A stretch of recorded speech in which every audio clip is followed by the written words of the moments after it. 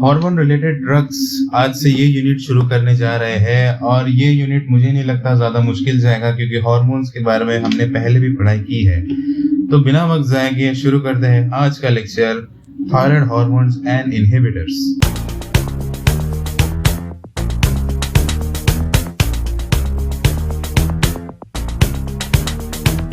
Thyroid gland total 3 hormone secret करता है, try iodothyronine, tetra iodothyronine या फिर थायरोक्सिन और कैल्सिटोनिन। T3 T4 इन दोनों को थायराइड हार्मोन बोलते हैं। बाकी तीसरा जो कैल्सिटोनिन है वो पैराथायराइड हार्मोन के साथ मिलके कैल्शियम मेंटेन करने का काम करता है। इसके सिंथेसिस की बात करते हैं, 2 टायरोसिन को अगर मिला है तो थायरोनिन बन जाता है और थायरोनिन के अंदर अगर 3 आयोडीन मिला है तो ट्राई आयोडोथायरोनिन और अगर 4 मिला है तो टेट्रा आयोडोथायरोनिन। इसका सिंथेसिस और स्टोरेज होता है थायराइड फॉलिकल्स के अंदर। इसके अंदर टोटल 6 स्टेप्स होते हैं। इसमें पहला है आयोडाइड अपटेक, फिर ऑक्सीडेशन एंड आयोडीनेशन, फिर बाद में कपलिंग, उसके बाद स्टोरेज एंड रिलीज, फिर पेरिफेरल कन्वर्जन और आखिर में ट्रांसपोर्ट, मेटाबॉलिज्म और एक्सक्रीशन। आयोडाइड अपटेक की बात करें तो खाने पीने से जो अपने को आयोडीन मिलता है उसका टोटल कंटेंट होता है लगभग 30 से 50 मिलीग्राम और इसका 20% हिस्सा प्रेजेंट होता है थायराइड ग्लैंड में। तो थायराइड फॉलिकल्स के मेम्ब्रेन के ऊपर एक सोडियम आयोडीन सिम्पोर्टर होता है जो कि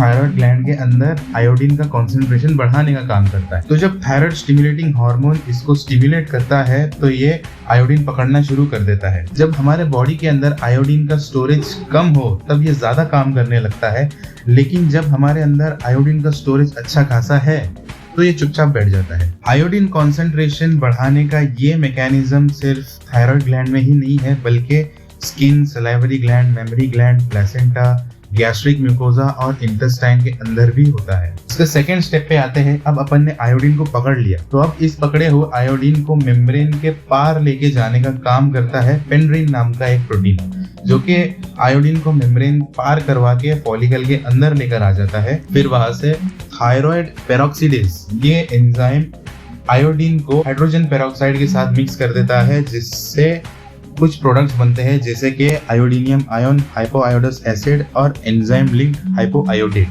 अब इन तीनों को थायरोग्लोबुलिन जो कि एक इम्यूनोग्लोबुलिन है इसके टायरोसिल रेसिड्यूज के साथ जब बाइंड करते हैं तब हमें मोनो और डाई आयोडो टायरोसिन मिलते हैं। अब मोनो और डाई आयोडो टायरोसिन को कपल कर देते हैं। कपल बोले तो कॉलेज वाले नहीं रहे, जो ट्रेन और इंजन को कपल करते ना, वो वाली कपलिंग। तो जब मोनो और डाई आयोडो टायरोसिन को मिलाते हैं तो T3 बनता है और अगर 2 डाई आयोडो टायरोसिन मिला दिए तो T4 बनता है। आमतौर पे T4 T3 से ज्यादा बनता है, लेकिन जब आयोडीन की डेफिशिएंसी हो जाती है तो T3 को ज्यादा बनाते हैं। कपलिंग एक ऑक्सीडेटिव प्रोसेस है और इसका भी एंजाइम थायराइड पेरोक्सीडेज ही है। अब ये बन गए तो इनको स्टोर कर देते हैं थायराइड फॉलिकल के अंदर थायराइड कोलॉइड में। थायराइड कोलॉइड ये एक मिक्सचर है जिसके अंदर T3 T4 और साथ में मोनो और डाई आयोडो टायरोसिन भी होते हैं। तो जब थायराइड स्टिमुलेटिंग हार्मोन थायराइड पे स्टिमुलेट करता है तो थायराइड के सेल्स एंडोसाइटोसिस करके ये कोलॉइड को अपने अंदर ले लेते हैं। वहां पे इसके अच्छे से तोड़ाई होती है और जिससे T3 T4 ये अलग होके खून के अंदर चले जाते हैं। बाकी जो MIT और DIT बचते हैं इनके अंदर से आयोडीन खींच लेते हैं और इस आयोडीन को फिर से पट्टे में ले लेते हैं। अब T3 और T4 खून के अंदर आ चुके हैं तो T4 का यहाँ पे होगा कन्वर्जन, यानी कि जितना भी T4 बना है उसका 1/3 हिस्सा T3 में कन्वर्ट हो जाता है और ये काम करता है एक एंजाइम आयोडोथायरोनिन डीआयोडीनेज जो कि 3 फॉर्म में मिलता है और तीनों फॉर्म अलग अलग जगह पे होते हैं। इसके फॉर्म है D1 D2 D3। D2 बनाता है T3, D3 बनाता है रिवर्स T3 और D1 दोनों को बनाता है। टिश्यूज को जितना भी T3 सप्लाई होता है वो ज्यादातर प्लाज्मा से सप्लाई होता है सिवाय ब्रेन और पिट्यूटरी के। इनको तुम सिर्फ T4 दे दो, ये उसको तोड़ने का इंतजाम खुद ही कर लेते हैं। इस एंजाइम के इनहिबिटर्स देखते हैं। D1 का इनहिबिटर है प्रोपाइल थायोयूरेसिल, D1 D2 का है एम्यूडेरोन और कुछ ऐसे ब्लॉकर्स जो कि डायरेक्ट कन्वर्जन को ही ब्लॉक कर दे, ऐसे है हाई डोज प्रोपेनोल और ग्लूकोकॉर्टिकॉइड्स। अब ये खून के अंदर आ गए तो इनका ट्रांसपोर्ट करना पड़ेगा। खून के अंदर T3 और T4 ये प्लाज्मा प्रोटीन की सवारी करते हैं। बहुत ही कम अमाउंट में फ्री हार्मोन खून के अंदर होता है। बाकी जितना भी प्रोटीन बाउंड आयोडीन होता है उसमें से 90% T4 का होता है और बाकी जो भी बचा है वो T3 है। प्लाज्मा प्रोटीन की अगर एफिनिटी की बात करें इनके साथ बाइंड होने की तो सबसे ज्यादा होती है थायरोक्सिन बाइंडिंग ग्लोबुलिन, उसके बाद थायरोक्सिन बाइंडिंग प्री एल्ब्यूमिन उसके बाद आती है अल्ब्यूमिन। लेकिन एक बात ध्यान रखना, जो फ्री हार्मोन होता है सिर्फ वही मेटाबॉलिज्म और एक्सक्रीशन के अंदर जाता है। इसका मेटाबॉलिक इनएक्टिवेशन करने के दो तरीके हैं, या तो T3 T4 का डायरेक्ट कॉन्जुगेशन करवा दो ग्लूकुरोनाइड या फिर सल्फेट के साथ में। जो भी प्रोडक्ट बनेंगे वो बाइल के अंदर जाएंगे, इंटेस्टाइन के अंदर जाएंगे, वहां पे डी कॉन्जुगेट हो जाएंगे। फिर ये प्रोडक्ट्स एंटेरोहेपेटिक सर्कुलेशन में चले जाएंगे खून के अंदर और वहां से यूरिन में बाहर निकल जाएंगे। और इसका दूसरा तरीका ये है कि इनका डीहाइड्रोजनेशन कर दो और जो प्रोडक्ट्स बनेंगे उनका कॉन्जुगेशन करवा दो।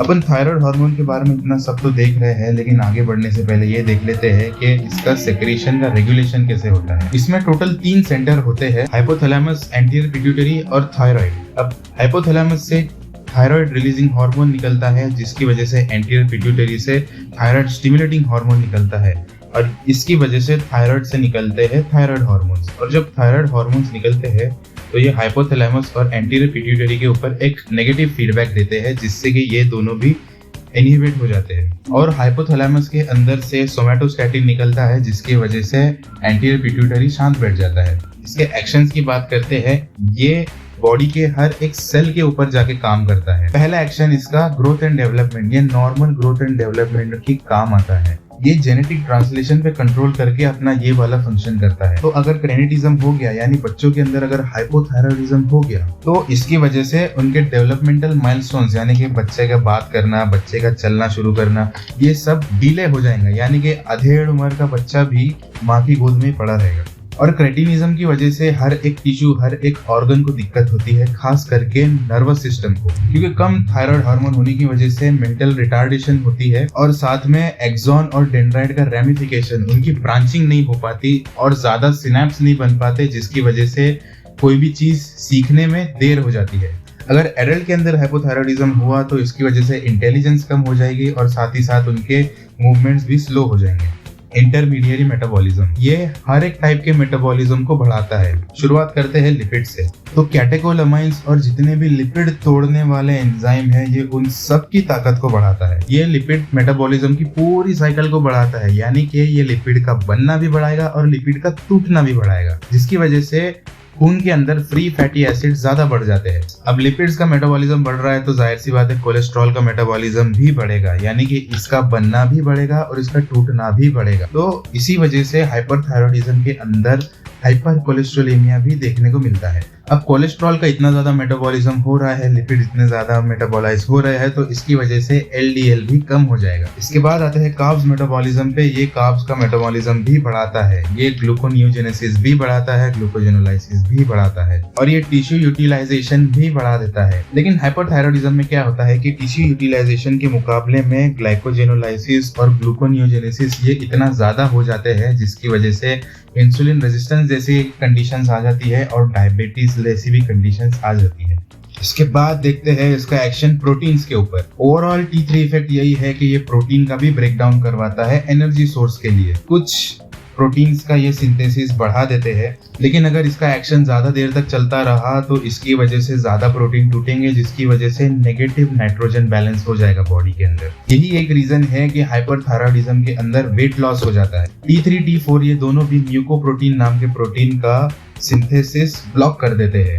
म्यूकोप्रोटीन एक प्रोटीन है जो कि म्यूकस के अंदर होता है, लेकिन अगर ये स्किन के अंदर एक्यूमुलेट हो गया तो इससे मिक्स एडिमा भी हो सकता है। कैलोरी जेनेसिस की बात करते हैं तो ये बहुत ज्यादा एनर्जी रिलीज करवाता है, सेल को पागल कर देता है। ये पूरा सेल के अंदर का मेटाबॉलिज्म बढ़ा देता है, BMR बढ़ा देता है, उसके अंदर के माइटोकॉन्ड्रिया का नंबर बढ़ा देता है, उनका भी काम बढ़ा देता है और साथ में सोडियम पोटेशियम ATPase की भी एक्टिविटी को बढ़ा देता है। यानी कि जब पहले प्यार मोहब्बत से जो सोडियम पोटेशियम को अंदर बाहर कर रहे थे, अब उनको उठा उठा के फेंक रहे हैं। और ज्यादा अमाउंट में अगर थायराइड हार्मोन सेक्रेट हुआ तो ये इलेक्ट्रॉन ट्रांसपोर्ट चेन को भी रोक के उसके अंदर की हीट को बाहर फेंक देता है। लेकिन इसका कोई सिग्निफिकेंट मेटाबॉलिक इफेक्ट नहीं है ब्रेन, गोनैड्स, यूट्रस, स्प्लीन और लिम्फ नोड्स के ऊपर। इसके बाद CVS के एक्शंस देखते हैं इसके। ये सर्कुलेशन को हाइपर डायनामिक कर देता है, दिल की धड़कनें तेज कर देता है। इसके 2 रीजन है। पहला तो इसका डायरेक्ट कार्डियक इफेक्ट भी है और दूसरा ये है कि ये टिश्यू के मेटाबॉलिज्म को जबकि बढ़ा रहा है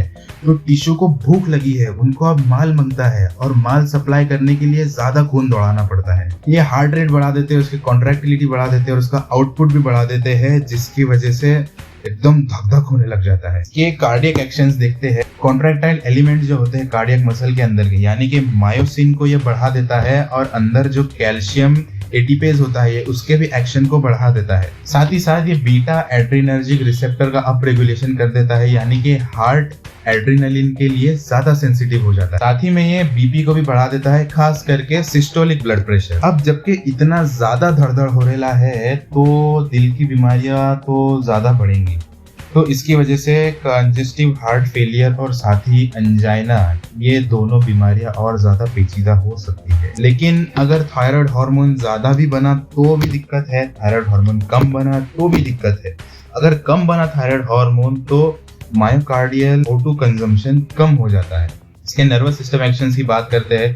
अगर बच्चों के अंदर हाइपोथायरॉयडिज्म हुआ तो उनका दिमाग ढीला हो जाता है, लेकिन अगर बड़ों के अंदर हाइपोथायरॉयडिज्म हुआ तो उनका पूरा शरीर ढीला हो जाता है। लेकिन हाइपरथायरॉयडिज्म के अंदर इसका पूरा उल्टा हो जाता है। बंदा बहुत ज्यादा एंशियस, बहुत ज्यादा नर्वस हो जाता है, घबरा जाता है एकदम, उसको ट्रेमर्स आने लग जाते हैं और साथ ही में हाइपर रिफ्लेक्सिया, यानी कि अगर थोड़ा सा भी टच किया तो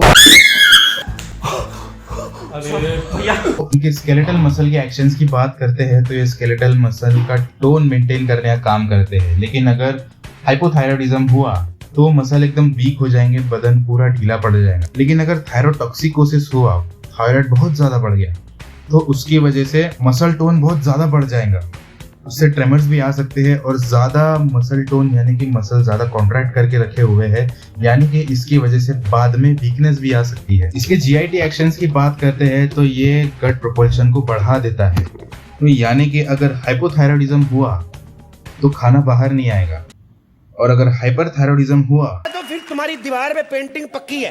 किडनी फंक्शंस की बात करें इसकी, तो अगर किसी नॉर्मल इंसान को थायराइड हार्मोन दिया तो उसके अंदर कोई इतना खास फर्क होगा नहीं। लेकिन अगर कोई थायराइड डेफिशिएंट पेशेंट है तो उसके अंदर अगर हमने थायराइड दिए तो उसके अंदर मैच्योरेशन बढ़ जाएंगे। हेमोपोएटिक इफेक्ट्स की बात करते हैं तो T4 ये एरिथ्रोपोइसिस करवाता है। यही एक वजह है कि हाइपोथायरॉयडिज्म के अंदर एनीमिया भी होता है, और इस एनीमिया का इकलौता इलाज है T4 थेरेपी। रिप्रोडक्शन की बात करें तो थायराइड हार्मोन ये नॉर्मल प्रेगनेंसी और लैक्टेशन मेंटेन करने के लिए भी जरूरी है। अगर हाइपोथायरॉयडिज्म हुआ तो फर्टिलिटी के लोचे हो जाएंगे और साथ में ओलिगोमेनोरिया भी हो जाएगा। तो इसी के साथ थायराइड का सिलसिला यहीं पर रोकते हैं। उम्मीद है आपको मदद मिली होगी। इसके आगे के टॉपिक्स अगले लेक्चर में कवर कर लेंगे। तब तक के लिए हंसते रहिए, मुस्कुराते रहिए और देखते रहिए।